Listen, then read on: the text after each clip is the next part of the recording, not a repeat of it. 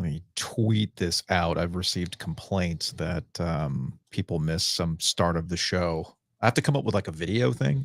There's your There's your thing for Tanner. If we can like a little countdown clock, get some sort of little countdown clock going. I mean, we're only a year into this. We should probably professionalize ourselves a little bit in the grand scheme of things.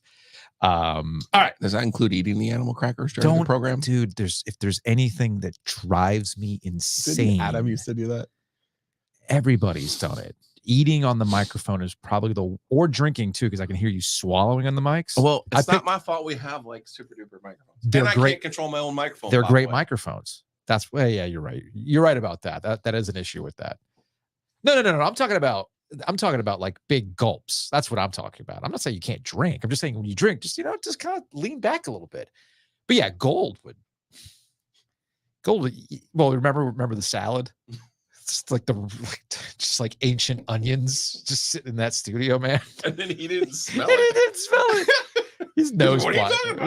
This dude was nose blind, man. Absolutely nose blind. Was on 1,000. It was.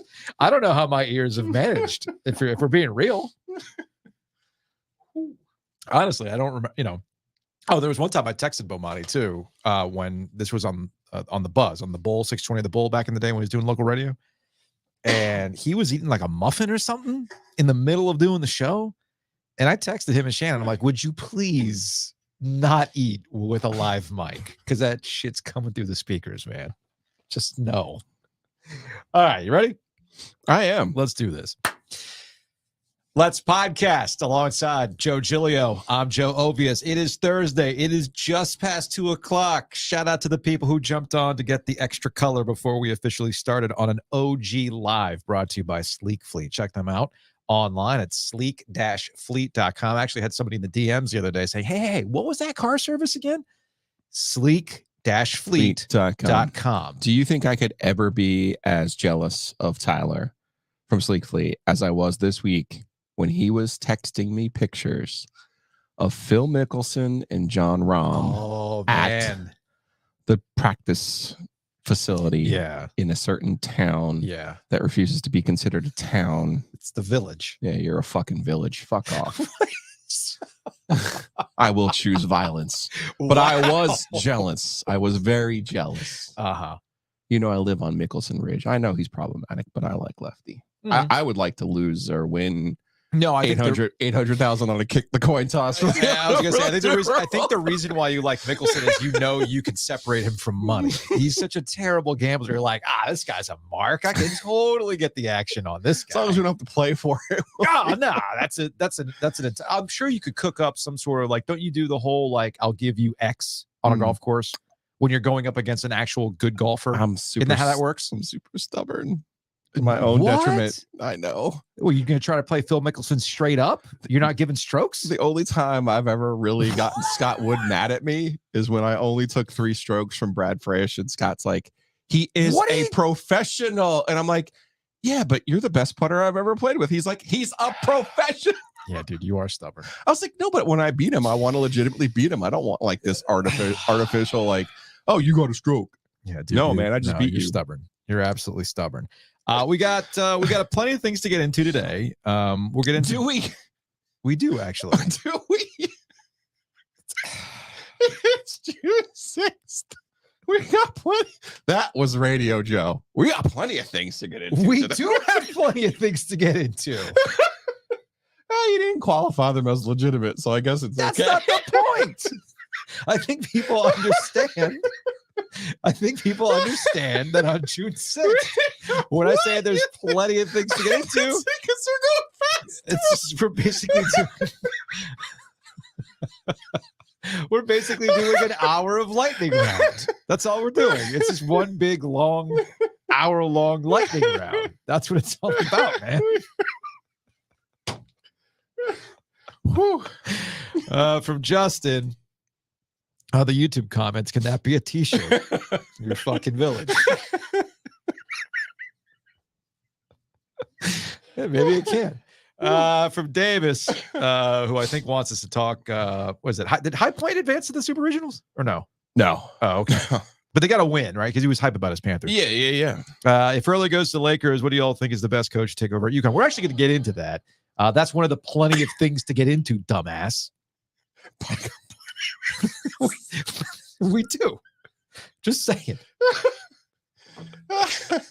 From Paul. Giglio's shitting on summer topics already. Going to be a long summer for Ovies. Yeah, man. Why do you think we're taking so much time off? That's why we're going to be taking. That's why we're going to be taking a week off when July 4th rolls around. From Craig, did Giglio start drinking early? No, actually not today. He literally rolled up 10 minutes ago. I'm doing the 5 flowers today while we're doing the show. Whew. We're going to talk to Matt Norlander from CBS Sports, who was in town recently. The reason I wanted to bring him on was to talk about the triangle schools, but there is a hook with Dan Hurley potentially leaving for the Lakers, because while I tweeted this out earlier today and I stand by it, if you thought John Beilein leaving Michigan to take the Cleveland job was the big, college basketball, what does this say about college basketball? What it says is that John Beilein is boys with somebody in the front office in Cleveland. He's doing his boy a favor, and off he goes because I'm sure he secured the bag. That's what it says. And now with Dan Hurley potentially taking this Lakers job, if you thought that was hand-wringing, the Doomers are going to be out in full force with Dan Hurley potentially leaving for the Lakers. And I'm sitting here thinking, A, it's the freaking Lakers. B, I'm sure they're going to pay him handsomely to leave UConn. And C, because I've already seen Jim Harbaugh rolled into this, once you've climbed the mountain, the next challenge presents itself. And that challenge is the NBA. And from Anthony, the Giglio laugh, bro. Yeah, man. That's old thinking, though, about the challenge. I'm just going to go back to the baseline here. Well, you think the three-peat's a challenge? No. I'm still mad at my people from Jersey. Okay. This already happened to me once this year, so I'm not vouching for my guy from Jersey City. Okay. Mike Elko. Oh, yeah. Remember? Yeah. I was steadfast, man. And it was like, no, Giglio, money talks. Money talks. The rest walks. And I get it. UConn has some money, and certainly enough for him to live comfortably. But I think when you start doubling people up, you have to have a real conversation about that. Truth of the matter is, too, for Danny Hurley is if he goes coaches the Lakers and he's unsuccessful, he can come back. Oh, he'll come right back. But we said the same thing about Brad Stevens, and all that ended up happening with Brad Stevens was he moved up to the front office, wired completely differently. You think completely differently? Yes. Okay. Yes. Danny Hurley, for those who don't know, his dad Bob Sr. is the greatest high school coach in the history of New Jersey in any sport. Okay. And he is a Bob Knight-like coach, hard Scrabble. And you see a disciplinarian, and coached at a Catholic school forever. Yeah. And the interesting part of the connection of this news is Adrian Wojnarowski at ESPN used to be at The Record in New Jersey, in Bergen County, New Jersey. By the way, Woj absolutely crapping on Shams' report yesterday about JJ Redick, which makes me wonder what was the swerve there, right? But that's another conversation we can have later. Yeah, and I think so. You can trust. And Woj did a book about Bobby Hurley and about Jersey City and about St. Anthony's basketball. Yeah, Miracle St. Anthony's is the name of the book. So he sourced up on this one. I can promise you that. Oh, sure. But no, I thought Elko, Jersey guy, would look at Texas A&M and be like, "That's not the right situation for me." They came in, dumped a bunch of money on him, and he said, "Oh, hey, look, I can do this." I think with Dan, there's two things that are really intriguing here. And I don't think it's the Lakers, because when the Lakers were running around with D'Angelo Russell and Julius Randle, and, you had to go fight with problematic ball dad, you're like, yeah, cool, awesome. I don't need that shit in my life. No. But if you're going to go coach LeBron James and Anthony Davis and have yourself a legitimate chance to win a title, how many times have we seen a college coach go pro and they got a shitty team and they got no chance to win? Well, it's funny. Yesterday I brought particularly in hoops, Joe. It's interesting. Yesterday I brought up with the JJ Redick news that we're 20 years removed from Mike Krzyzewski saying no to the Lakers on all the things that came out about that. Practice facilities, lifetime contract for Coach K at Duke. He ends up coaching Team USA, so he basically got established to live hierarchy at the school, reestablished hierarchy. Yeah, all those kinds of things. But in 2004, who could he have coached? He would have coached a really, really good Lakers team. Sure. Okay. So to your point, yeah, the Lakers are wandering through the wilderness and everything else. So it does. But I'm curious that, you got LeBron James and Anthony Davis. And I know that the clip is making the rounds that LeBron James, he's like, oh man, Dan Hurley's a hell of a coach. Yeah, but he's not coaching you. So I am curious. Not Dan, you and I were talking about this before we went live. Dan Hurley is a hard-ass basketball guy, but he's got a little bit of touch to him. And LeBron James can say he wants to be coached, but a guy like LeBron James at this point in his career, there's a level of, I want to be coached. I would go back to our conversation with Lavelle Moten. Mm-hmm. And the most important thing he said in this room was, as a coach now, the most important part of your job is relationships and how to handle players. Yeah. In this situation, if you're Dan Hurley, and really, we talked about this yesterday with the Lakers anyway. Sure. You're basically deputizing LeBron anyway to handle the team. Your job in this case would be to scheme the team up, coach the team up, and put your players in the right place to give them the best success they could possibly have. Mm-hmm. In the Woj story, they're talking about some of the younger players on the Lakers and his development at UConn. I don't know how many times I've said on this program, UConn won a national championship with an ECU transfer and someone from Loyola, Maryland this year. It's about strategy, tactics, developing. So, I understand the appeal of Dan Hurley. Don't get me wrong. Right. I understand the appeal of it, but you're not just coaching those guys. You're also coaching the LeBron James aspect of it. And that's the part that I find the most curious. Dan Hurley, where he has exceeded his father, and which is a different time. But keep in mind, right? That's when coaches could be authoritarian. That's not to say Danny's not authoritarian. He is, but he has a touch to him. Mm-hmm. Clearly, he has a touch to him, because all you have to do is look at the failed son that is Archie Miller. Archie Miller's father, very, very similarly, is a legend in the state of Pennsylvania as a high school basketball coach. Had two sons, Sean and Archie, and both went into coaching and have had various levels of success. Yeah. But Archie has no people skills whatsoever. Look no further than Rhode Island. That's where Danny Hurley was before he went to UConn. So they thought, oh, I'm going to hire this guy. He's just like Danny. He's not. He has no people skills. So I think you got to give Danny a little bit more credit. Than he's not just his pops. He's not Bobby Knight. He's not even Archie. He's his own guy. Mm-hmm. He has some of those old school attributes, but I think he knows enough that. And by the way, for the people who are like, why do you want to go coach professional basketball? He's already coaching professional basketball right now. That's what he's doing.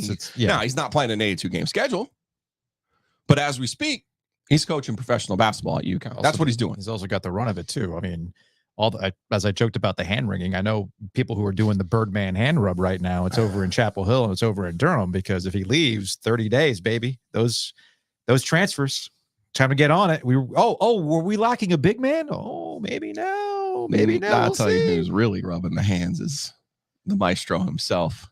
The 8-second man, Patino. Oh yeah, Patino's probably salivating right now. I'm sure John Calipari is too. And I thought this was right up your alley. I felt like Brian Ives over at the ACC Network tweeted this just for you, Joe. This is the final blue blood test. Will your national champion coach turn down the Lakers? There you go. Mike Krzyzewski. That's a great point. A couple of other notes, because we've got Roy, because we got so much to get into today. We do. Our show is packed, baby. Just so many things. I don't know if we're gonna have enough time to get to it all. Now that's a radio. That's a radio. I just don't know if we're gonna have time to get through it all in our 4-hour show.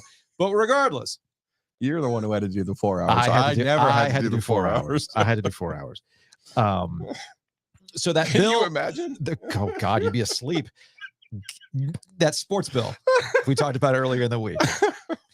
It appears to be dead. It's not going to make it out of the House. I was communicating with somebody who would know these things, and the first thing they told me, well, yesterday when I got wind that this thing was dying, I reached out to my guy and I said, hey, can you confirm for me that this sports bill that we talked about that would require NC State and Carolina to play teams in, require Carolina and State to play teams in state, ECU, Charlotte, etc. If they do all that stuff, can you verify that? And he's like, yeah, I'll look into it. Anyway, it looks like it died. But as he pointed out to me really, really quick, he's like, all bills don't die. They just get reworked. Or bills die, but the spirit of the bill will live on. And he was quick to point out to me, would not be surprised if there were some assurances from this bill that came out of North Carolina and NC State that were like, yeah, don't worry, we'll play you all.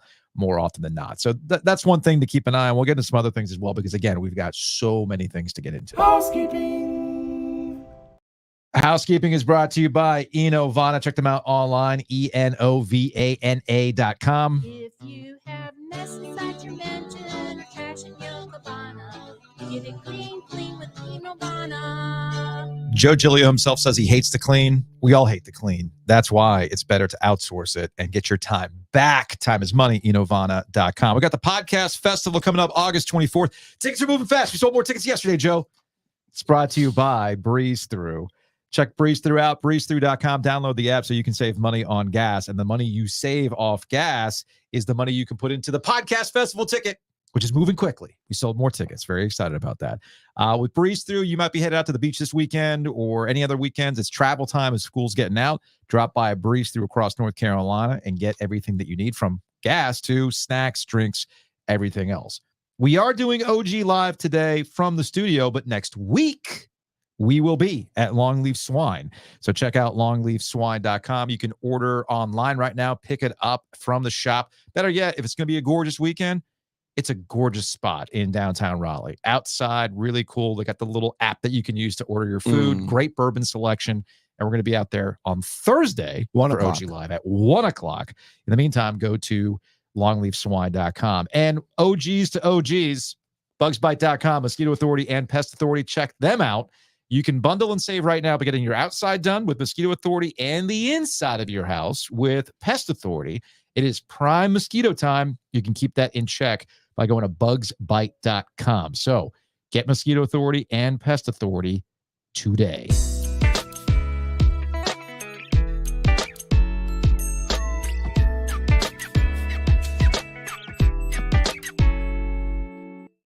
Joining us on the Heister Automotive Group hotline from CBS Sports, college basketball insider aficionado. He is Matt Norlander. What shirt you rocking today? This is, first of all, you got me. Test 1, 2. We're good. Yeah, you're good. I'm used to the sound check before. This is Grateful Dead shirt. I did a pod last week for CBS, remembering Bill Walton. And one of the tropes of the pod is that, not on every show, but maybe 80% of the time, I'm rocking a different kind of graphic band tee, because why the hell not, right? Yeah, come on now. And people on that show had noticed, hey, why isn't Norlander wearing a Grateful Dead shirt for Bill Walton? I vowed to my audience I would wear one. So I wore it earlier today, and I've showered. I haven't changed, so I'm still rocking the old Grateful Dead. There we go. I love it. And yeah, no sound check today, because we are live. Here we go. On the YouTubes today. We are live today, so apologies for that. All right. So Joe and I were talking about it earlier with Dan Hurley. So are you surprised that the Lakers are pursuing Dan Hurley and that this has progressed to the point where we're wondering if he's going to take it? I am surprised. I'm not going to be the guy that comes on here and is like, oh, yeah, I'm not surprised. This is in the works. No. I had not heard a thing about this. And actually, I just filed a column for CBSSports.com that'll be up later here on Thursday. And if it doesn't get edited out, I have a line in there, or a little graph, that just kind of wonders aloud why it took so long. It's actually a little bit weird that if the Lakers have truly put Hurley at the top of their list, and this has been a thing for weeks, why are we now just finding out about it? Darvin Ham got fired more than a month ago. Hurley went through the portal process. Alex Caravan returning to play for UConn was as much about him returning to play for Hurley as anything else. If Alex Caravan knew that there was a potential that Hurley would not be coaching UConn, he'd be gone, because he would be drafted. He wouldn't be a first-round pick, but I almost certainly believe he would go in the second round there. So I am surprised by the news. I think it makes a lot of sense that they would look at Dan Hurley.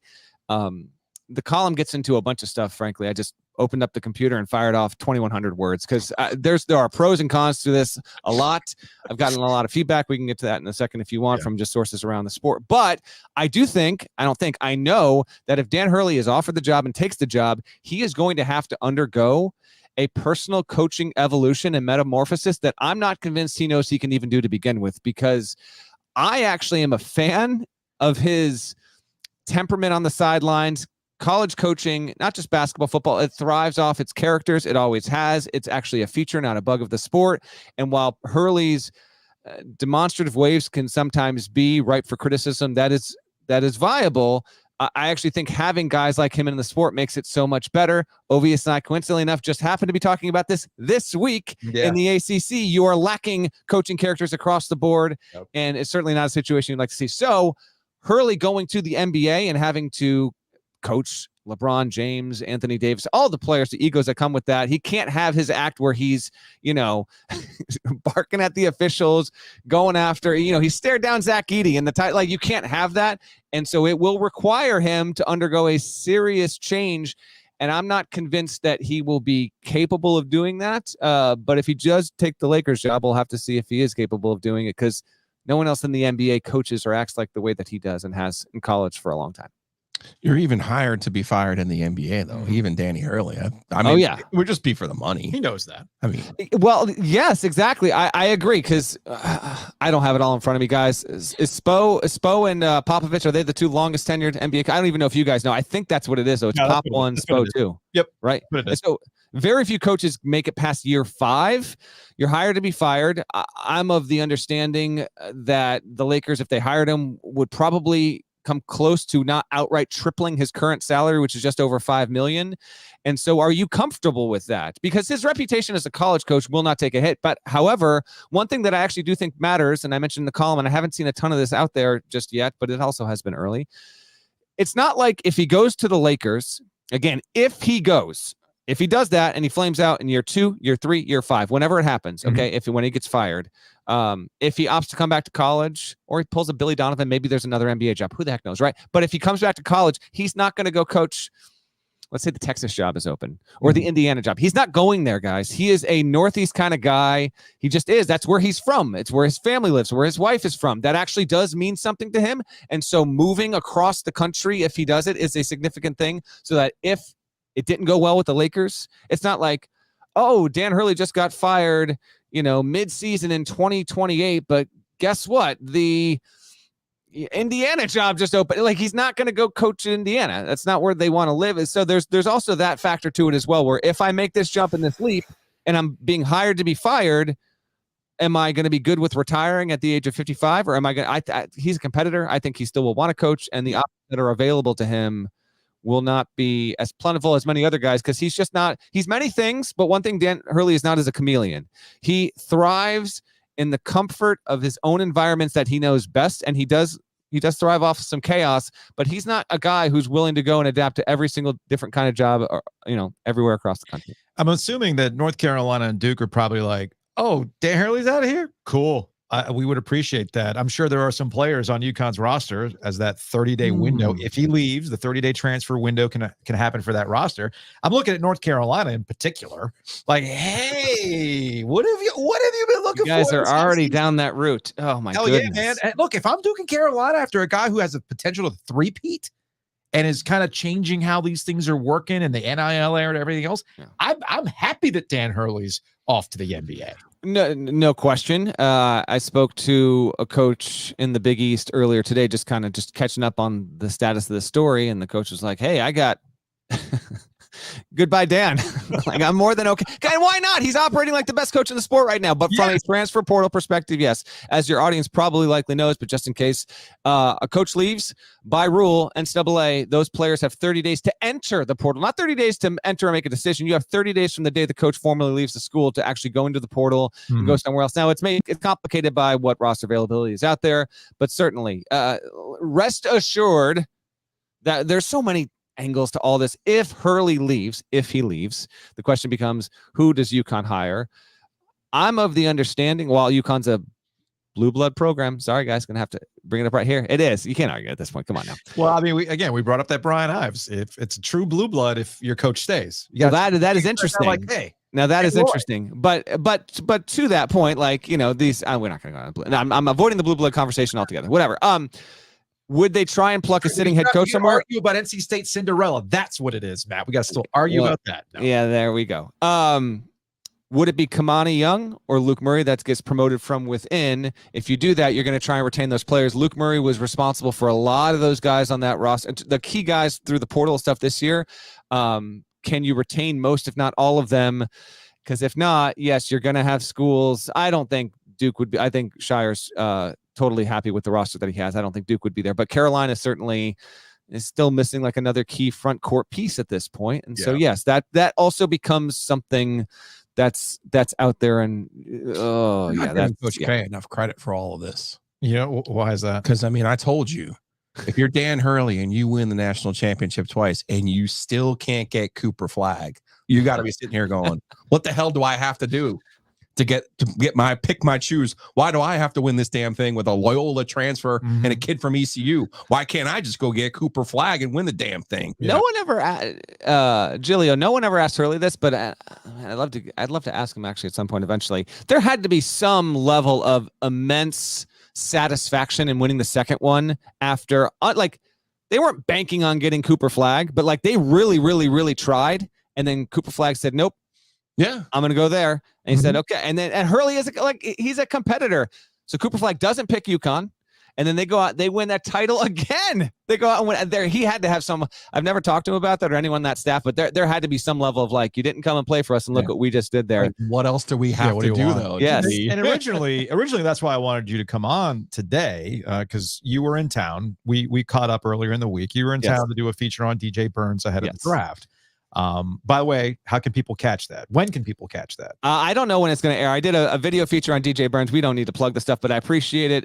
He has genuinely shed all this weight. He looks amazing. And that will air on CBS Sports platforms, I think in about 2 weeks, but I don't know when it's going up. So Joe and I have talked about it from the Duke perspective with Cooper Flag. Since we were on Cooper Flag, let's talk about him being at Duke and you mentioned this, the roster they have around. The first 2 years, I can see why some folks have wanted to poke holes in Jon Scheyer the first 2 years at Duke. I don't see it. You win the ACC championship the first year. You don't lose at home. And despite the fact that last year was not exactly what you wanted, you still made it to the Elite Eight. You know, the extra icing on top of that is you lost to State on their run to the Final Four. But still, getting the Elite Eight is not a bad thing. But pretty good floor. That's a pretty good floor. But this upcoming year, that's not a good enough floor. We got to get the string out for these cork boards and thumbtacks because I think Kay's playing like 20D chess here. Yeah. I think he helped the Lakers. They're going to hire Dan Hurley. He knows Dan Hurley is going to get fired in 2 years. When John doesn't win the championship with Cooper Flag this year, he then brings Dan Hurley to be Duke's next basketball coach, and he finally embraces Bobby as the #1 assistant who comes in, and we have the Hurley brothers at Duke, as it was always supposed to be. Am I the only one who's drinking the Delta 9 right now? I'm just saying, man, you got 7D chess, man. That is deep. If you want to be a genius, you got to think next level. This is next level. That's subterfuge. I mean, that is that's the Charlie Day gif with black and white negative flipped upside down, tilted sideways. Yep. That's incredible, man. On this Duke topic, Jon Scheyer has more than passed the test through the first 2 seasons. I don't see how it's arguable. Ovies did inform me a little bit more, and I get some of this through the podcast and all that. Like, we have Duke fans that chime in. We have people that are convinced I'm in the tank for Duke, and I cannot stand Duke. It is tremendous. I get a kick out of it because, like, I'll just offer up like genuine objective analysis, and the way that there's no program like that, like Duke. There just isn't. Kentucky's close, but it's not even close. To me, it's not arguable that Jon Scheyer has done a really, really good job through 2 years. Didn't lose a home game year 1. Finished high in the ACC. Obviously, there was the letdown. They got their butts kicked in by Tennessee, and then whatever, And then they go back this year, and no, you don't have the same amount of consistent success, start to finish in the regular season. But you pull together an Elite Eight run, and on balance, so far, Scheyer is doing a really wonderful job. But to me, man, here we are diving in this on June 6th, by the way. We got a lot to get to, Matt. A lot to get to, Matt. This is, you bring in Cooper Flag, considered to be, and I think fairly so, among the 5 most intriguing pro prospects to come out of American high school ball in the past 15 years. You could say top 2, top 3, but I'll go 5. Okay. You have him. You get Proctor back. You'll get Foster back. There are names like Sion James who fans don't, but like Shirer's like super way in on him. And then he's flanked. Cooper Flag's flanked by a lot of freshmen. And the fact that Duke has a decent amount of experience around this, highly ranked freshman class, which a lot of people are going to focus on and get all that. This is the year where I'm not saying it's Final Four bust. I'm not, but you need to Oh, be it a is. team. It is. Okay, No, it but is. see, to me, It that's is. not to me. That's not fair because of the fickle nature of the tournament. If you want to evaluate and You're, like, in the arbitrate on bag the for results of the Creighton tournament, I in get it. But years. if I tell, how about this? How about if I tell you, as a Duke fan, without knowing where you finish in the tournament, whether it's a one and done, you're out in the first round, or you win the title. What if I guarantee you? If I guarantee you 32 wins next season with Duke, blindly, you don't know how you're getting the 32. If I give you 32 wins on balance, is that not a win for Duke? Yes, without a doubt. If it's 32-8 and you lose in the title game, that's still a win. If it's 32 wins, but it's a 32-3 mark and your third loss comes in the second round of the tournament, like that's going to sting. But I like to rationally look at this from the first games in November all the way to March. Yes, you have to perform in the tournament. Shire's done an admirable job. Off the top of my head, he is 3-1. He's 4-2 in the tournament through 2 seasons. Like if he can keep his record, 2, 3, 4 games above 500 by the end of year 3, he'll still have done a wonderful job. If you can get to 30 plus wins with Cooper Flagg, I think that will be fair. But yes, pressure will be on. Got to finish top 2 in the ACC. Need to get to the second weekend and avoid, the pitfalls there where last season's team had some up and downs, wasn't as competitive as it needed to be, so on and so forth. We'll table that. Standard is the standard. We'll table that conversation because you're right. It's only June 6th, so we'll do this on November 6th. That's what we'll do. Okay. That's what we'll do. Standard is the standard. We won't do anything on January. But anyway, the last thing before we say goodbye. With Carolina in particular, I know in Carolina circles, they're kind of wondering, whoa, what's gone on with the transfer portal? Why can't we not get like the coveted guy, or it's late in the process with Armando Bacot? That's not something that was going to surprise Carolina. There was no extra year of eligibility that they could have uncovered with Armando. I'm sure if he could have, he would have. Okay. I think we all recognize he would have stayed if he could have. But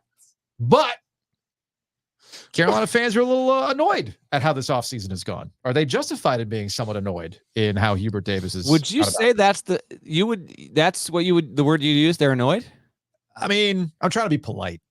No, but I'm saying even being polite, you would say annoyed is the broadly speaking, that's the tenor among the fan base for. I would say maybe annoyed's the wrong word to use. I think there are some fans, I want to be very, very clear about this, and those are the ones that you probably hear from the most when they're active on social media, that they don't have a complete picture on Hubert Davis yet. And they're curious how, as they get away from this core group, how things go looking forward. And the transfer portal is one of those things, as it's not just a Hubert Davis question, it's a Carolina question. How does Carolina adapt to where we are in college basketball today, and how Hubert Davis is a part of that? I think it's a concern. I will answer your question, but here I have a question for you first. Okay. Hubert Davis has made a national championship game. He ended K's career in legendary fashion, also got a 1 seed. Shire is one fewer year so far than Hubert, but has won the ACC, made it to an Elite 8, and has an above 500 NCAA tournament record. Which fan base is more satisfied with their coach through their tenures right now, Duke or Carolina? Who's more satisfied with their coach? Yes. I would say Duke fans are more satisfied with John Shire right now. Would you say the results on balance favor Shire over Hubert Davis? No, you're missing something here, Matt Norlander. I'm asking something. You're missing something, because the old math is what you just did. Who gives a fuck about NC State? They don't matter. Just remembered you're on YouTube and not over there. Here we go. I'm sorry, sir. The ACC champions are in Raleigh. That's where they are. Okay, so I'll tell you who's not fucking happy. People in Chapel Hill are not happy. No, they're not. That the Wolfpack are the champions of the ACC. Yeah. People in Duke who just got it packed in their mouth twice in the ACC title game and the Elite 8. You think they're satisfied? Losing to State after 40 years of just jamming it in their ear. Are you kidding? You just talked to DJ Birds. You might have missed the whole story, man. He's a conquering hero. So, you know who's not happy? Every single person who's a Carolina fan. Every single person who's a Duke fan. Because forever they've owned State. And it might only be a month. Heck, Cooper Flagg might come in here and win the whole damn thing and shove it in my ear. It might just happen. But for right now, shoving going on. They ain't happy. Ain't nobody happy on the other two sides of the triangle. I promise you that, sir. Okay, hold on, Giglio. Who's more happy, even if neither are happy? I'm asking you to answer. I'm genuinely curious. I would say Duke, even though Okay. it does not mesh with the actual results that we've seen so far. All right. Ovies' question was like 5 minutes ago. Why did Carolina get to this point with its roster? You get RJ Davis back. I think that's a good thing. Although I would caution against the idea that, and I think Carolina fans are probably aware of this, he was one of the 3 or 4 most important players in the sport last season. Caution against that repeating itself because it's hard to do. It's hard to do. And like Cadeau will be better. You got Trimble back. There's pieces there. By the way, I'm saying it now. Freshman will be good, but again, it comes back. I love Drake Powell, man. Ian Jackson gets a little more buzz. Drake Powell will be the guy. I am so in on Drake Powell. Okay. We're going to be talking about how important he is for Carolina from the first week of the season. I am way in on his all-around ability, defensive capability. I think he's wonderful, and Jackson's good as well. But Drake Powell's the guy that when I saw him play as a recruit, I was like, whoa. So I'm very much in on him. As to like the questions with the front court and all this, if UNC fans are a little bit like, well, who's Van Allen Lubin? I've never seen this guy play. He played on a bad team, and this is the guy who we got. My understanding is they are trying as best as possible to put together a team that will have defensive capability that can keep up with the offense that they're expecting to get out of Jackson and Davis and seeing Cadeau take the jump. And we'll see, if Kate Tyson is really going to be like a 14-point-a-game guy. I know there has been intrigue around Hawkins. Hawkins is not like the read on Hawkins is Louisville or Kansas State probably. Also, he's a defensive liability. And so this is more my speculation and not intel on the Carolina side, although it stand to reason. Like if you brought Hawkins in, would you potentially be disrupting what you had there offensively and not getting enough on the defensive contribution end to where, you're not going to get something there? And bigs are in high demand, low supply, and they have who they have. And yes, they're going to have to ride with, your likes of Jalen Washington and folks that he can take a jump. As Paul points out on the YouTube chat, Paul, people are sleeping on Jalen Washington, man. This is the way they are going to rely on that, or if not, try and win smaller and we'll see on it. But they got who they got, and I still am in on Carolina. I think Carolina and Duke have a very good chance at both being top 10 teams. So I'm not. If Carolina fans are a little bit concerned, I guess I get it. I would lean more likely. If you told me what's more likely, UNC is a top 10 team or outside the top 20, I would definitely say it's more likely they're a top 10 team next season. All right. Matt Norlander, CBS. I think sometimes Matt is so cocooned by the corporate life that he forgets that on this independent, God knows what we're doing on YouTube live in the middle of the day. I'm not cocooned by corporate life. Come on now. You're still corporate now. Yeah, that's me. Matt. Yeah. Corporate Matt. Corporate Matt. So cocooned by the Blue Bloods, man. He forgot about the Wolves, baby. Trust me, I did not, and congrats to State fans. That was an awesome thing to experience and cover up close and personal. So I hope they thrive, and I hope they are cruising and overachieving next season as well, and continuing to muck up everything down there in the Triangle. Yeah, it makes it good for us. That's right. People like it when it gets messy down here in the Triangle. All right, man. We appreciate the time. Good catching up with you. Thanks, fellas. Later. All right, take it easy.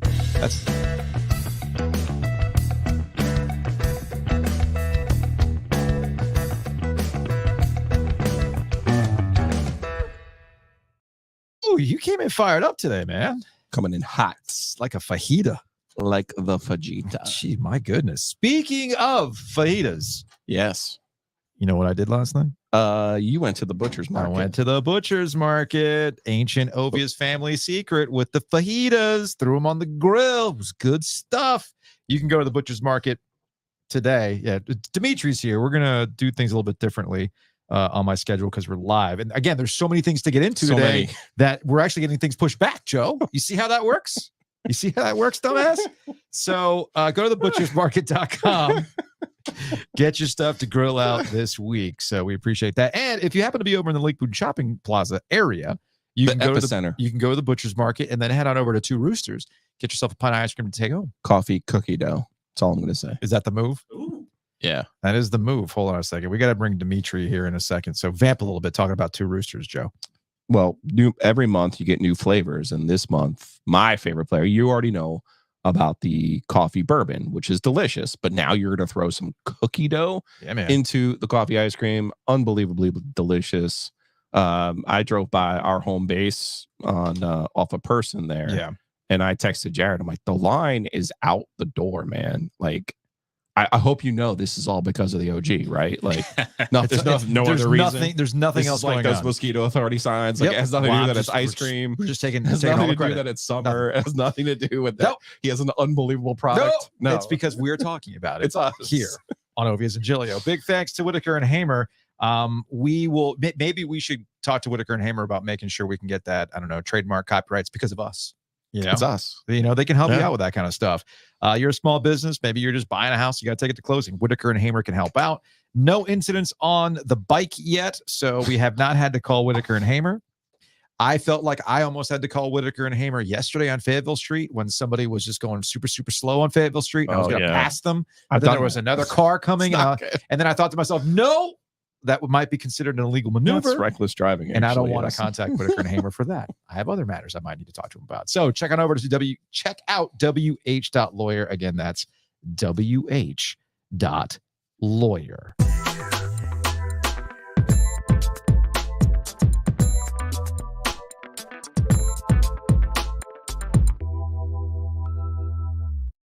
All right, Demetri Ravano's hanging out with us in studio now. What up, Demetri?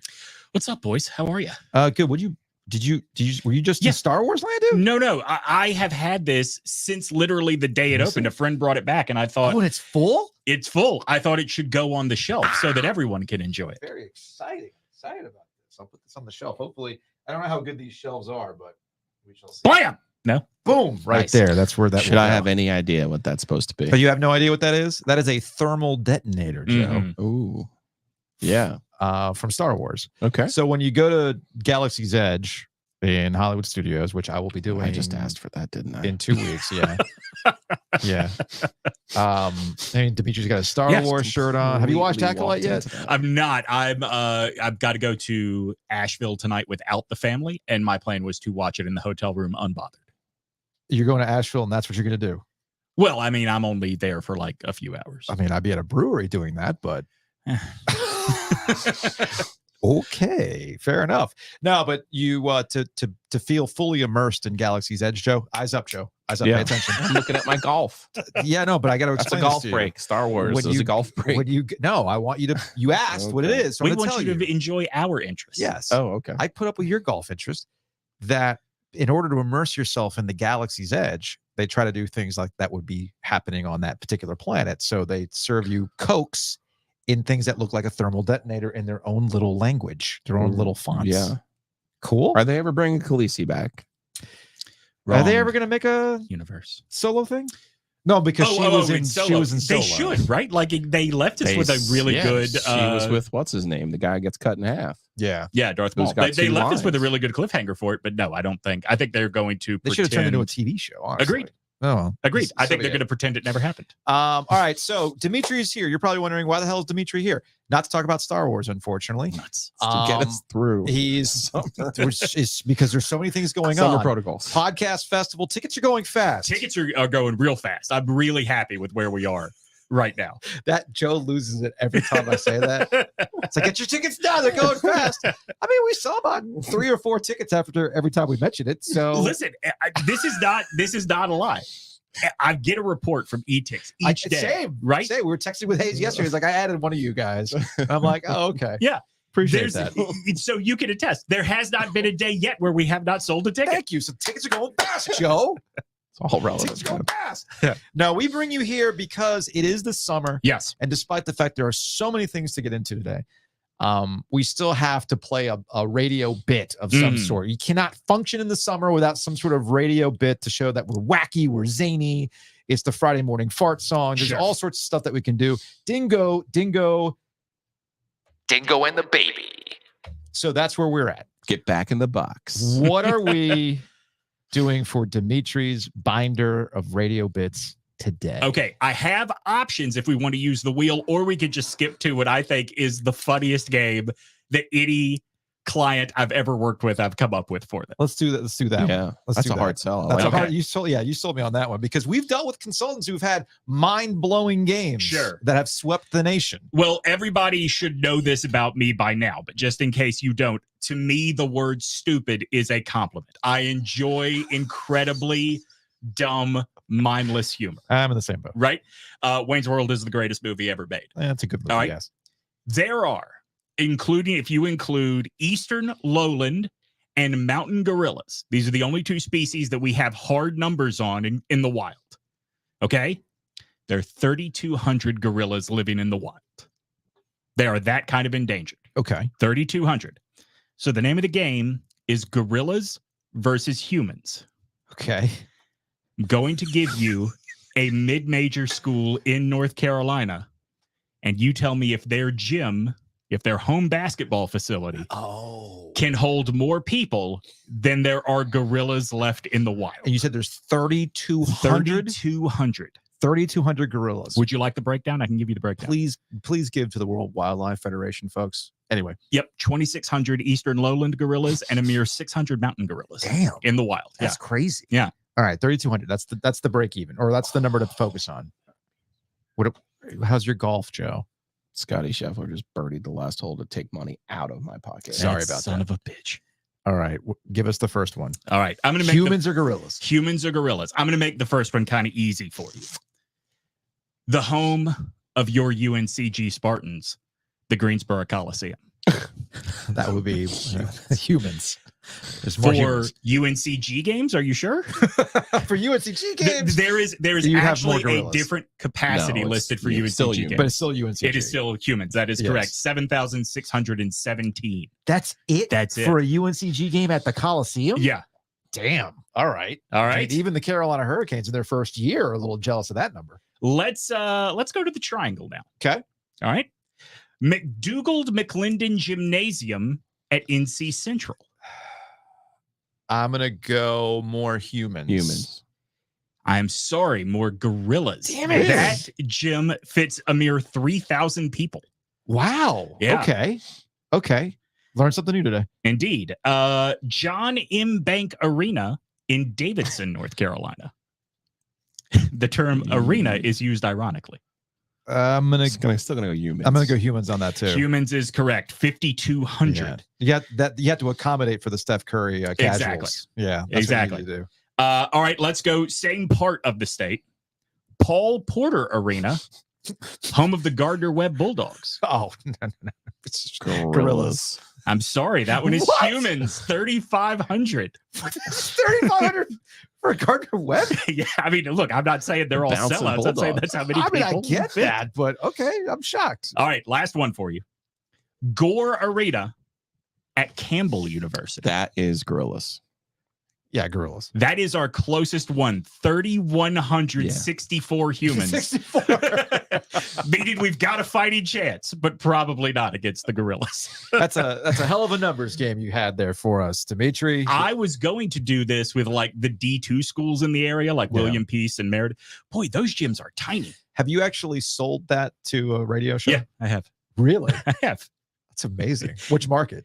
A big one. Really? Yeah. Okay. See, what do we know? The big markets know everything. That's right. Yeah, I mean, it was This it is why was they don't talk about hockey. That's it a was good point. fortunate. It was very fortunate timing that a new gorilla habitat had opened at the Houston Zoo. Oh, But I was okay. very proud of this game. Okay. All right. That's that. I could see the tie there. That's really, really Yeah. good. That's really, really good. All right. Next week we just kind of pick one randomly. Yeah, I'll come in beforehand and Okay. I'll set up the board so we can. And I'll ask this question again next week. But these are all bits that have actually been quote Absolutely. unquote sold to radio shows. Yeah. These have actually happened. These have actually happened. There will be some that are like from the old show that Lauren, Mike, and I did together. Oh, sure. But yeah, all of these have Hey, been man. sold to other radio Just shows. shout out to the Hat of Nonsense, one of the all timers. Don't think that wasn't one on the list. Oh, if We're going to pick the entire ACC in order based on something. If we could have had a nonsense, that would be fantastic. All right, before we say goodbye, I did want to talk to you about something you wrote for Barrett Sports Media. Yes. I know you've been doing some radio hits for this, and it's in relation to preserving in the investment of college sports. Yeah. But what do you mean by? I have not read the column. Sure, yet, sure. So what do you mean by that? So first of all, thank you for having me on, not having read the column. Yeah, I was gonna say, you want to know how many radio shows do that too?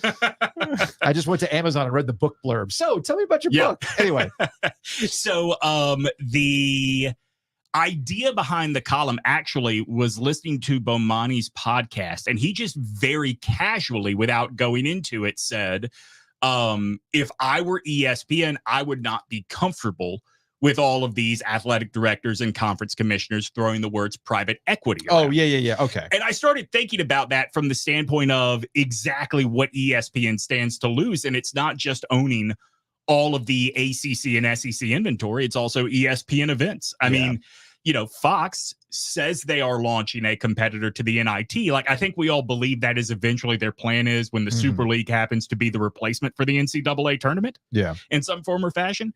But all of these businesses, which are profitable and are multi-million-dollar businesses, exist on the backs of college sports still being something with a passionate following. And I think that private equity is the easiest way to get the money these athletic departments need. And it's the one that's going to most intensely, fundamentally change the sports we love. Okay. Look, I agree with you. I think the thing, what it always comes down to, and the discussions that Giglio and I have all the time, is people want to put it on the athletes for, oh my goodness, how dare you want to transfer? Or this idea that, it's the transfer portal, it's kids getting money. No, it's the adults that ended up ruining it. Right. And there was an FSU fan in our comment section last week who took it way too literally when we were joking about the fact that the ACC, as related to their latest reports, was making triple what they were making like 5-10 years ago. And it's like, funny, they're making money. More money keeps coming in, but it's still not enough. Right. And who's the one who's thinking it's not enough? The adults. Right. It's always the adults. Right. I mean, look, I've been making this point on the radio stations I've been going on the last couple of days is, you look at the enrollment numbers that Clemson says have gone up in the last 5 or 6 years. And I guarantee you that Trevor Lawrence and Travis Etienne have more to do with that than anybody in the marketing department at that school.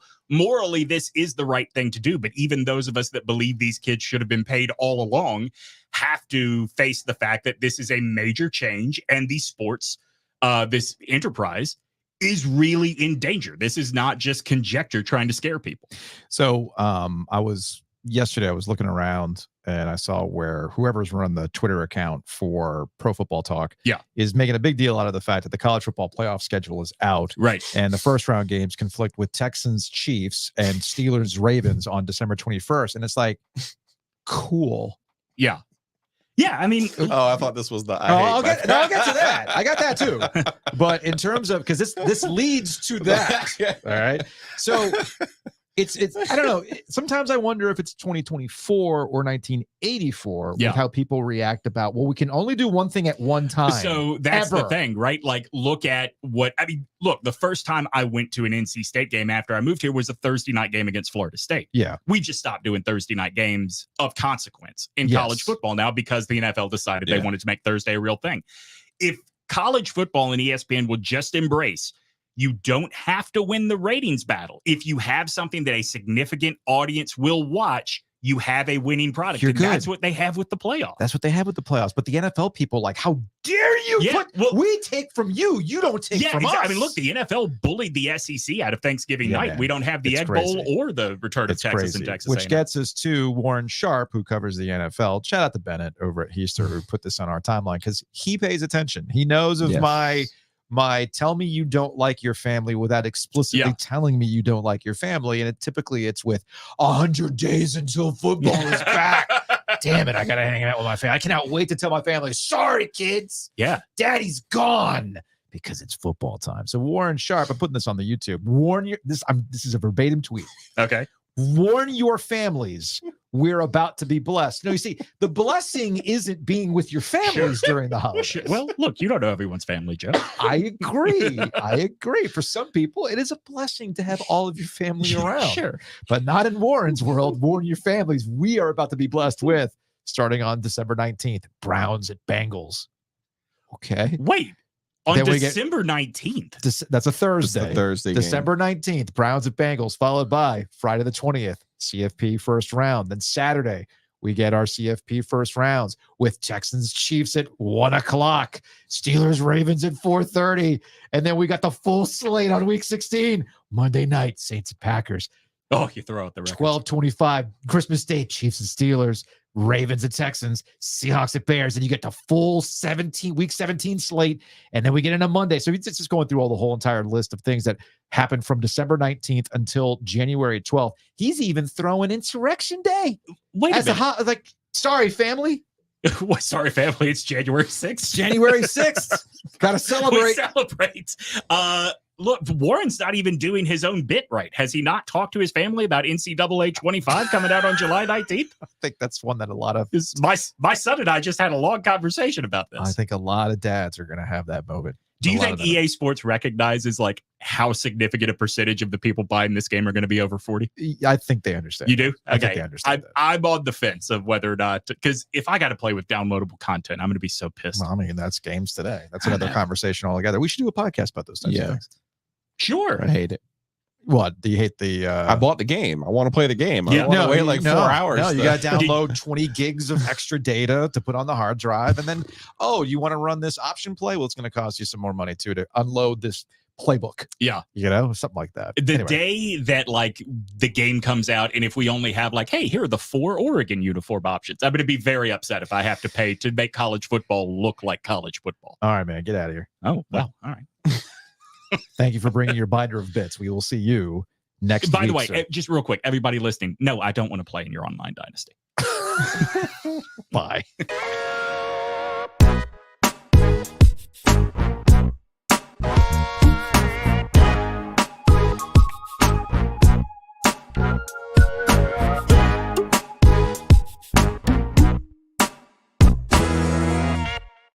No hockey break today, but we are still taking a happy inhale break. I know I'll be taking a happy inhale break when we get out of here, get my afternoon smoothie, little pick me up, which is very, very exciting. Allman Brothers. Almond Brothers is where it's at. So head on over to Happy Inhale. Download the app, as Joe likes to point out all the time. The app is crucial, You can right? actually get a free smoothie when you download the app and set up your account. Of course, we're all about saving money, and that is where our friend Matt Davis at State Farm can help you out. Contact Matt Davis today, 919-779-8277. I kind of sort of cleaned off the Would you get Yes. coffee on that thing? no, I just couldn't Okay. find it the other day. I see. So Matt can help you out saving on your home and auto, and you can call them directly. Actual human beings on the other end of the phone, not AI answering your questions. Actual humans, 919-779-8277. And big thanks to Roback. We love all the Stay Ready All-Stars out there, and we also know that Father's Day is right around the corner. You know what would look really snazzy on Dad? One of their polos. The good stuff. That's where it's at. So use that promo code OG20, roback.com. Again, that's RHO back.com. Use the promo code OG20 to save 20% off your order. And again, they got new stuff coming out all the time. It's absolutely fantastic.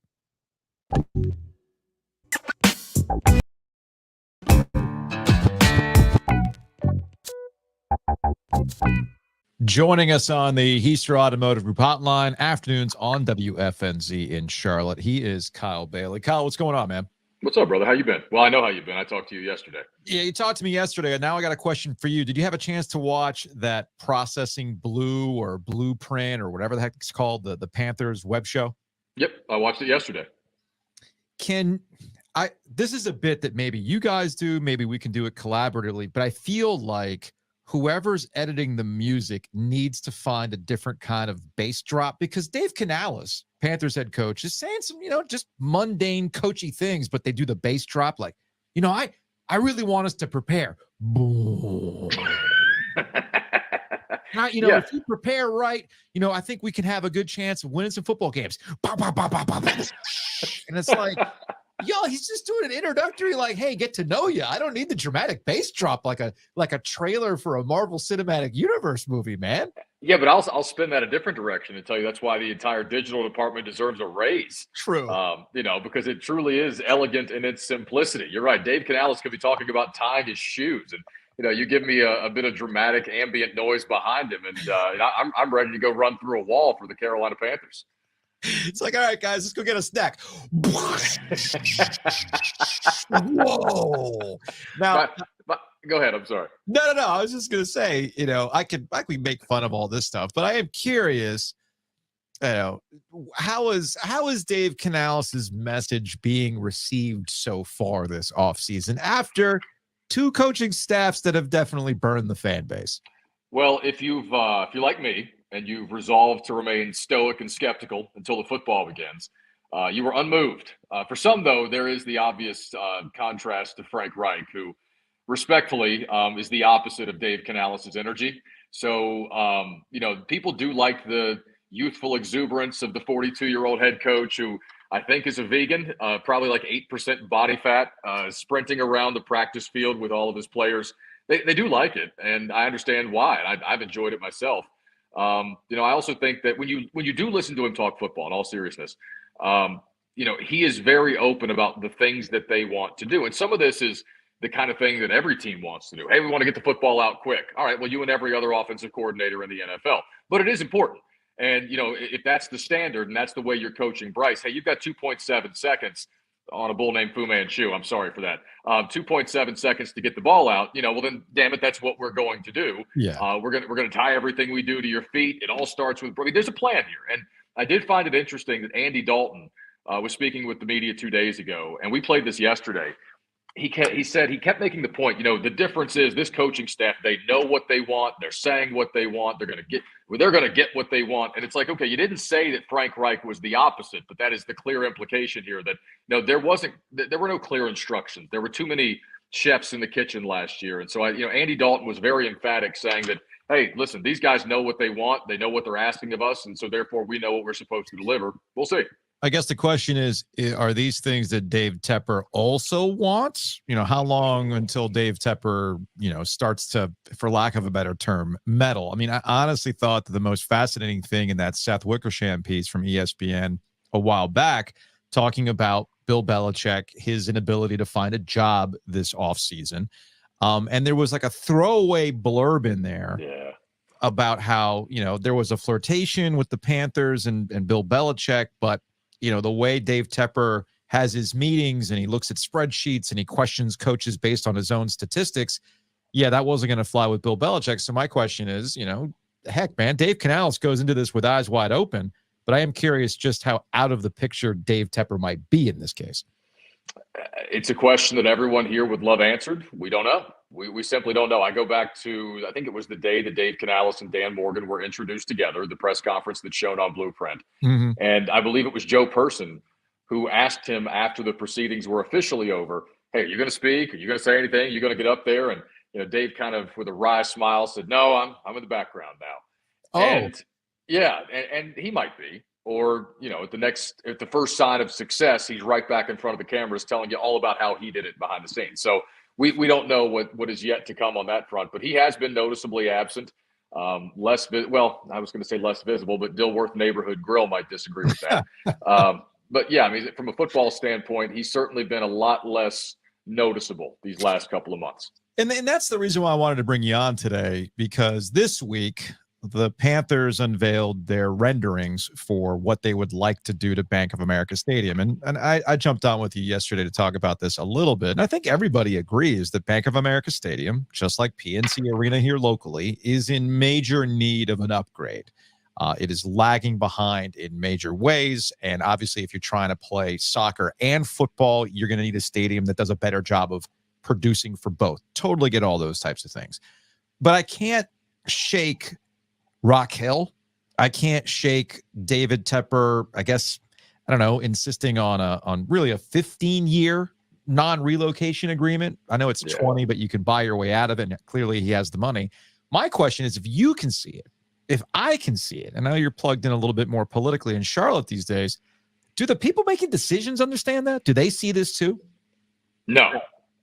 Not to the extent that they probably should. Okay. And listen, and I say that, I already felt that way. And then the former governor of this great state of ours, Pat McCrory, joined me on Monday. And even he said, the people looking at this don't fully understand the legalese of this. He said, you've got to hire the best attorneys and hope your attorneys are better than their attorneys.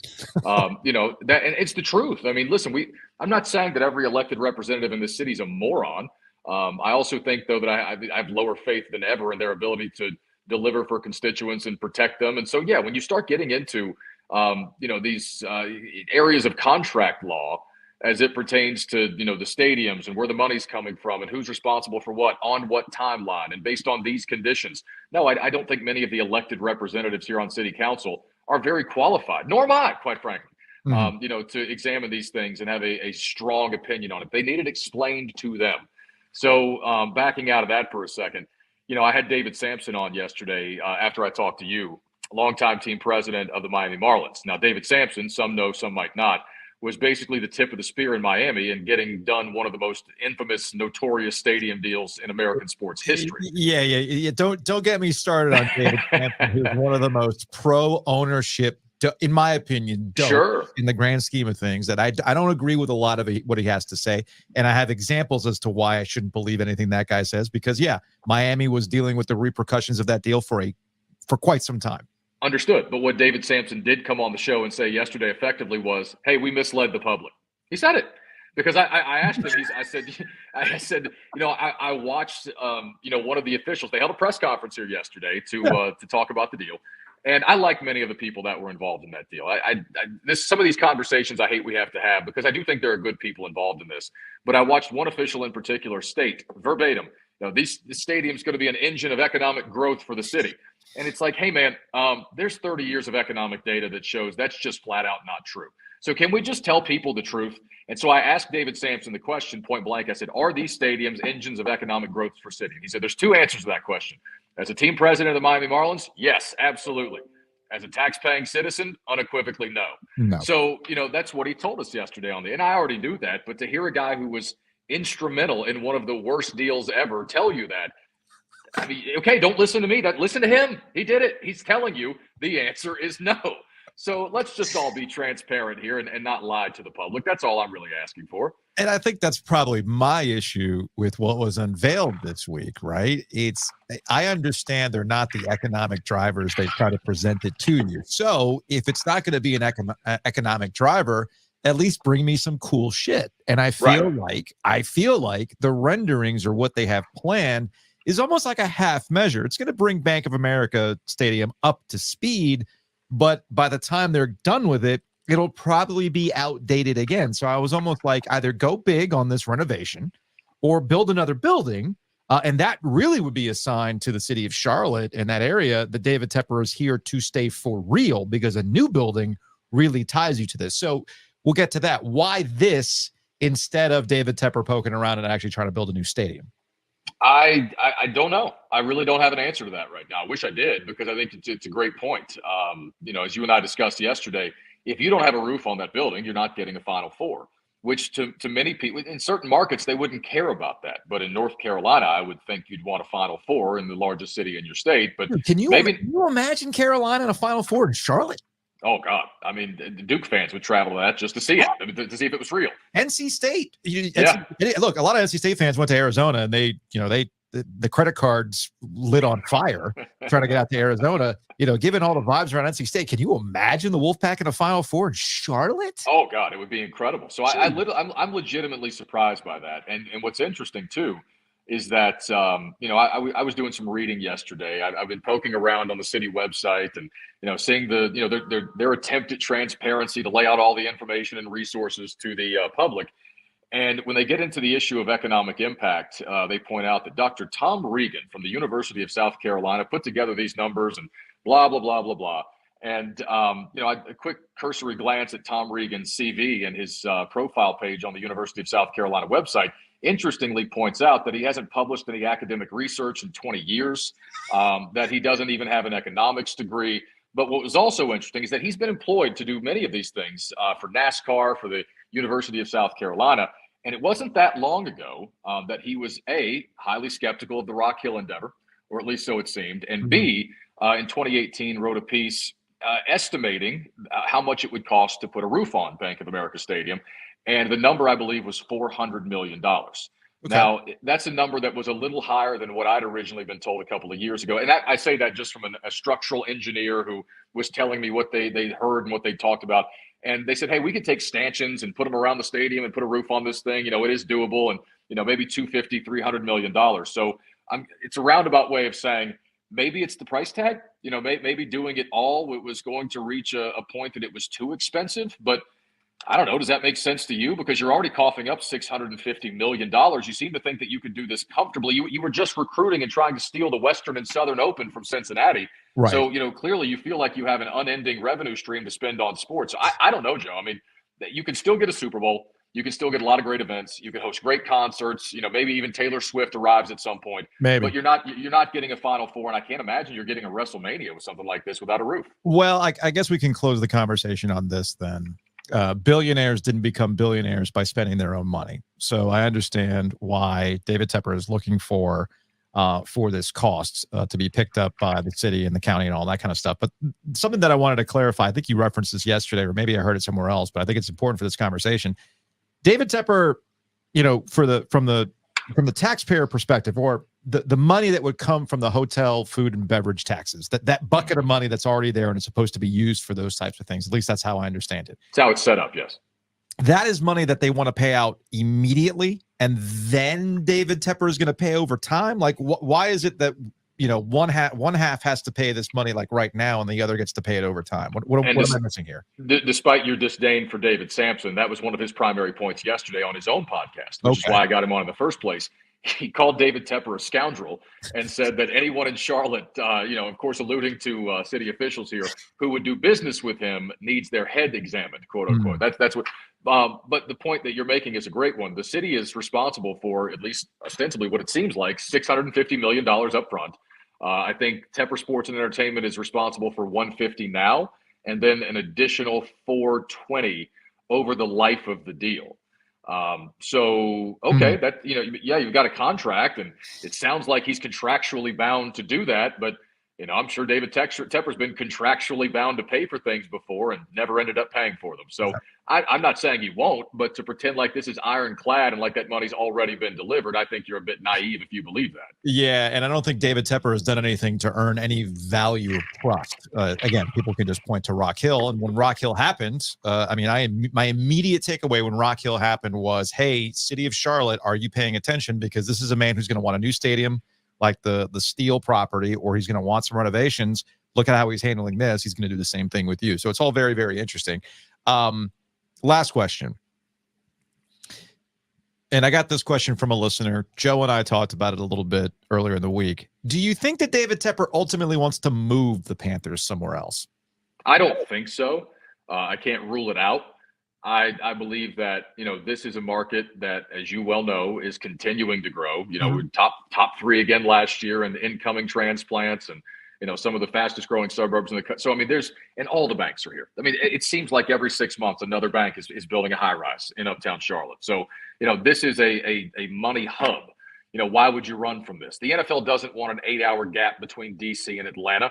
If a team was removed from here, there'd be another one inside of 5 years, because there would have to be. I believe, what is North Carolina, the 7th largest state currently in America? Yeah, and it continues to grow. So the state continues to grow, not just Charlotte. Correct, the entire state. So these leagues, they understand emerging markets, where the money is, where the people are going. It would be the height of foolishness to take a team out of Charlotte, North Carolina. So I don't think he does. I can't imagine David Tepper wants to operate a team on an island in Munich, Germany. I don't know that he wants to live in Mexico City. We all know the NFL needs to be in Charlotte. So that's why I also find, when people say about these stadium deals, the city has no leverage, and they don't. These mayors and city council members, they don't want to be the people that lose the team. And it's like, where else is he going? Yeah. And is the NFL going to leave an 8-hour gap between DC and Atlanta? I don't believe so. I'm completely on board with you on that one. Kyle Bailey, WFNZ in Charlotte. Hey man, appreciate the time. We will talk to you later. Thank you, brother.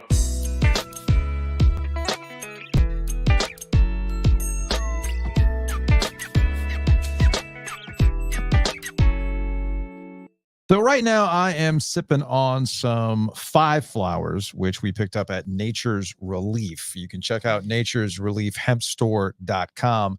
Joe, because he didn't know what day it was, and I apparently have to still remind him of stuff, I failed to remind you to bring me that Keef soda. Yeah, it's good. So maybe we'll do it next. I could do it in the morning. I don't know how you will. Okay. We could try. Or you don't I didn't say that. I didn't say that.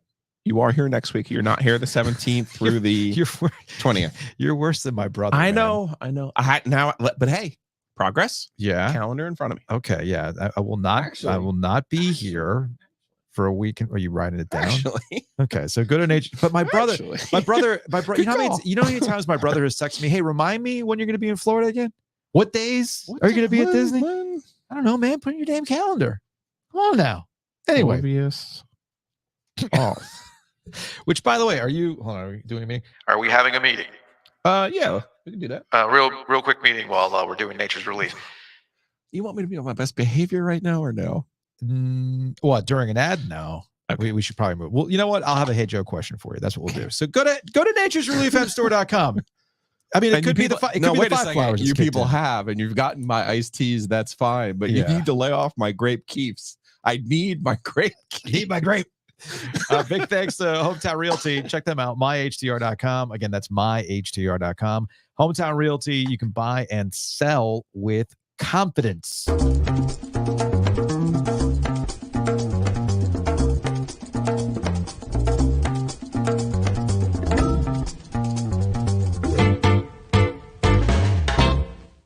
We thank DraftKings for being a corporate champion. Use the promo code OG24 when you sign up as a new customer with DraftKings Sportsbook, and you can bet $5 and get $200 in bonus bucks. What do we got today, Joe? Well, obviously, I've already lost my golf bet. Yeah, you were mad about I that. earlier in am the not a show. big Xander Schauffele guy. The X-Man has let me down before, but it is hard to argue that this year, in the first round in particular, he's been very good, particularly in these premier elevated events. So I took the X-Man to be the first round leader today. He played very well. He was out in front. I was thinking to myself, never cash that check until you can get it to the window, sir. And then Scotty Scheffler decided to birdie the last hole, and now that ticket is dead. So I did take a WNBA bet tonight, though. Ooh, what do you got? Yeah. The good teams are good, and this applies to all sports. What's sir. the over-under on cultural, social warrior discussion based on a Caitlin Clark thing? Do I get action on that? Do I got juice on that? Luckily, it does not involve good. any Caitlin Clark or Chicago. I'm going in the other game. The Liberty are the first place team. They're 8-2 on the season. They're a 6-point favorite on the road against the Dream. I'm taking the Liberty tonight. So download the DraftKings Sportsbook app right now. New customers who download the app and use that promo code OG24, you bet $5, you'll get $200 in bonus bets instantly. Only on DraftKings. The crown is yours. Gambling problem? Call 877-718-5543 or visit morethanagame.nc.gov. 21 plus, North Carolina only. Bonus bets expire 168 hours after issuance. Deposit and eligibility restrictions apply. Terms at sportsbook.draftkings.com/basketball terms. Again, use that promo code OG24.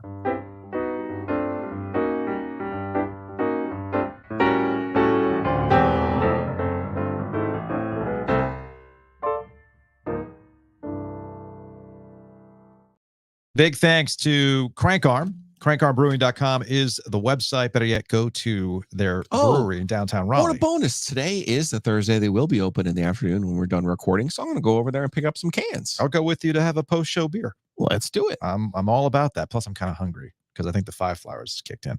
But that's also, we got to talk to Adam because we got to talk about what we're going to do at Crankarm. Yes, we do. So we are going to do something at Crankarm. So I'm excited about that. And if you go to Butcher's Market, you can buy Crankarm Brewing there. So make sure Double you whammy. do that. So what was it, the thing that you were not going to be nice about? Oh, I've swallowed it. We're good. No, Hayes Parmar is going to be here to fill in while you're off. Oh, he is? Yeah, Cold War is over. it is. It is. I was mad at Hayes for a while. I know. You know what? Bygones. And plus the Rialto. I mean, Yeah. No, look. we're corporate This champions. is called growth. Mhm. This is called adulthood. Mhm. Being able to put some of your differences aside Mhm. and work together. If I can Plus, change, I really want to you get. can change. Just make sure that Hayes doesn't pull some wacky Hayes shit on you in the middle of the podcast. I really want to get him and Rand up here to do some sort of live version. Some acapella off. Mhm. That'll be the other thing while you're gone that Yeah. I've figured out on my computer. It's easier for me to do it live like we're doing today because Yeah. it just goes straight to the YouTube page. I don't have to sit there and fiddle with it and do all that other stuff. But we premiere on YouTube at 2:00. Well, not for that week. We will All not. right, 1 week, 1 week only. Probably have a couple 11 o'clock shows, maybe something like that, maybe 10. Hey, I got a Hey Joe question for you. Yeah. Has the price of the brick gone up, Joe? Keeps going. The price of the brick keeps going up. What? It keeps going up. So we'll do a national thing, and then we'll get you into the local version of this. What is this ad? This is not an ad I want to see. Come on now.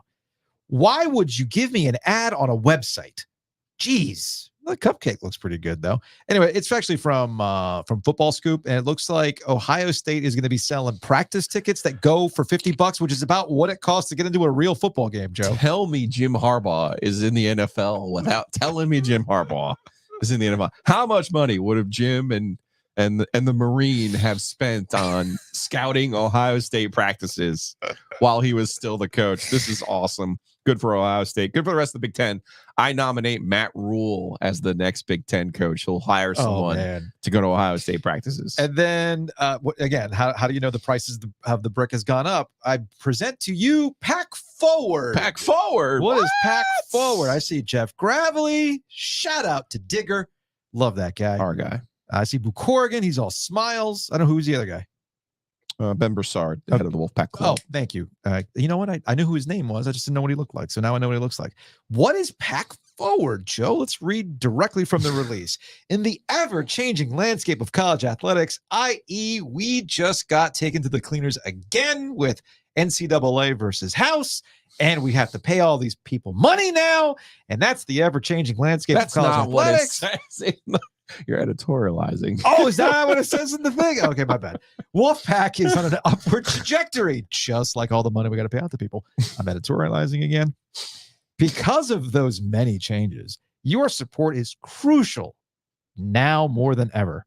Actually, I think, more crucial now than ever. I can read.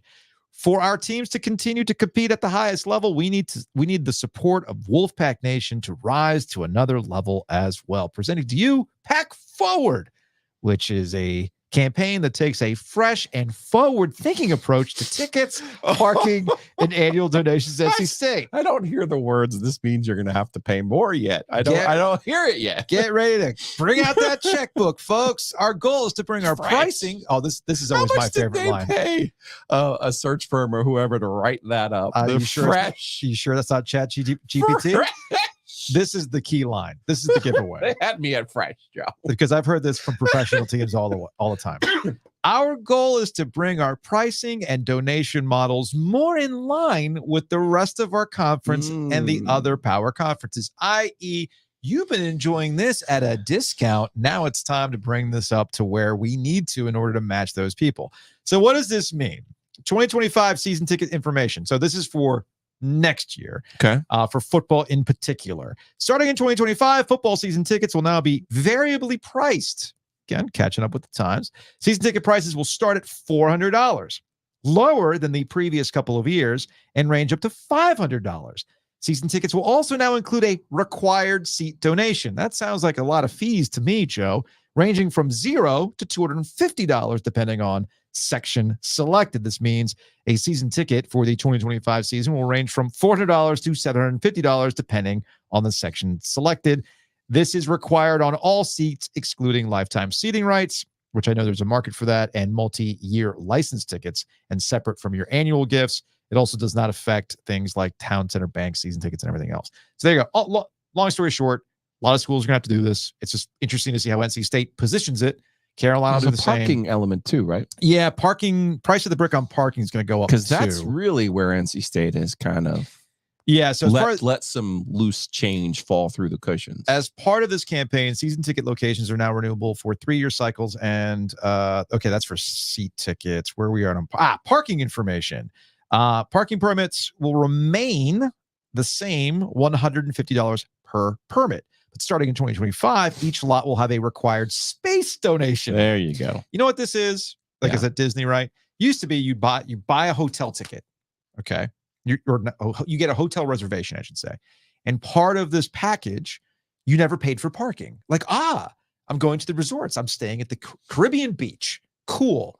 And I parked there and I'm good. They don't do that anymore. It was kind of like baked in. But now as you said, they're kind of giving away money this way.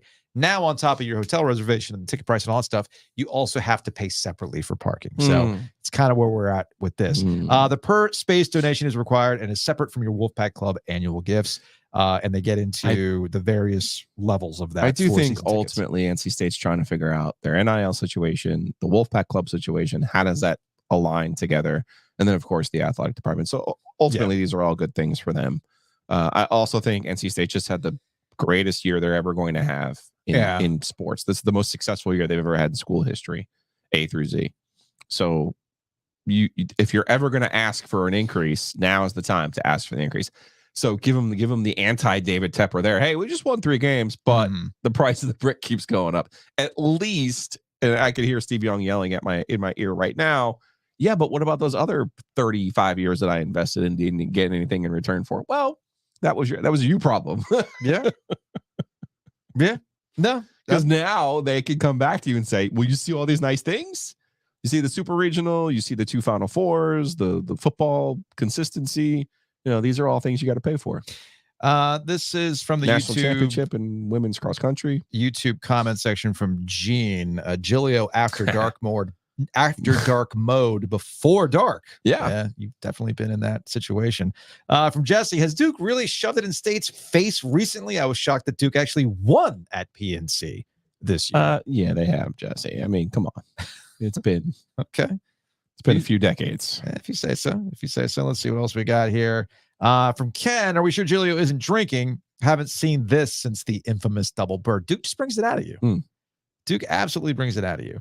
Let's see. What do we got here in the YouTube comment sections? From Robert, Duke fan here. Last year was an anomaly. I'm very happy with Shire. Love how angry Joe gets. Again, it's true. Duke brings it out of you, man. It's true. That's what it's all about. Yeah, it's hard not to argue it wasn't an anomaly. From Bill on the YouTube comment section in relation to the ticket stuff with NC State. Sounds like this plan was designed by Ticketmaster. Give us a bunch of money, and then we'll add 40% to that.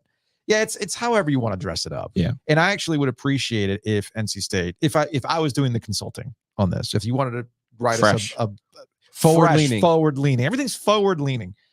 If you were to ask me what to do, I would just say, you put this release out and you put it in the most plain terms possible. Hey, guys, college athletics has gotten more expensive. You want to keep this going, you have to spend money. So screw the one-time donation, screw lifetime. This is what it costs. Either you're on board or not. Don't dress it up with, yes, but tickets are still $200. But if you give us, but you still are required to give us $250. Nah, I don't want that. They'll give it to me. I think give it to me straight. That's all I'm asking. Luke was the first one to point this out. Like, if they're going to fight tooth and nail over every parking space with the Centennial Authority, they should be bilking more money out of those parking spaces. Absolutely should. From Loves the Cover 2, the fact that you guys are possibly drunk or high at any given moment during the live shows really adds something. I wouldn't say I'm high right now. I would say I'm just kind of vibing, chill. That's what it's all about. Hi, Lucy. That is ultimately what it's all about. I think that's it from the YouTube comment section. Let me see if I can find what does our guy Blind Lemon Jello have to say? Oh, we love Blind. Blind's always in the mentions all the time. So let's see from the private equity stuff. It's just an expensive loan, private equity. Yeah.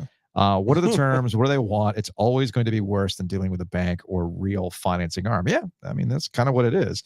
And also get the likes up. Yes, get the likes up. If you like the show, you like what you're getting, you want to see this succeed, by all means, throw likes on it. Helps with the algorithm.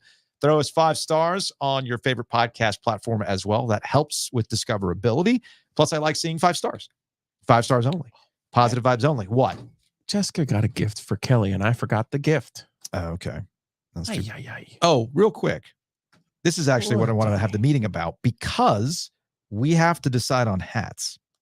Okay. All right. So I got rid of the 5-panel hat. So what you're going to have to tell me, and you want to do the patch hat, right? The flag? Of the flag, but like an actual patch, like a woven on patch, right? Yeah. Okay. So the thing that you have to decide. Ladies and gentlemen, we're having a meeting. We're deciding on hats here. So we're going to go trucker hat and dad hat. Okay. So what you have to tell me is, do you prefer the all black trucker hat or the two-tone? And also, What is the second tone? Black and gray? It's black and gray. So it's a gray front with a black mesh. I think I kind of like that. Okay, so you want to do that one. And then the other thing you have to decide is on the dad hat. Do you want the gray dad hat or do you want the white dad hat? Which one do you want? Ooh, I like the white one. See, I was kind of leaning the white dad hat too. I like the white. You know why? Because you're a golfer. Yeah. Golfers love white hats. All right. Does it have the ropes? No, I didn't want to go rope hat. No ropes. I have a fundamental dislike Hey, for the rope hats. just in case the IRS is watching, we are buying these hats as promotional items. It's promotional items. Yes. I just want to make sure that the promotional promote items the that right way. The promotional items that people actually want to grab. Yes. Because I've seen promotional items out there. I'm like, I don't want that. Oh. Like, do I really need these earbuds? Who has earbuds? Yeah, but the OG Media LLC will be purchasing those as promotional items. As promotional items. Yes. All right, that's going to wrap it up for today's show. We will see you all next week. Enjoy your weekend.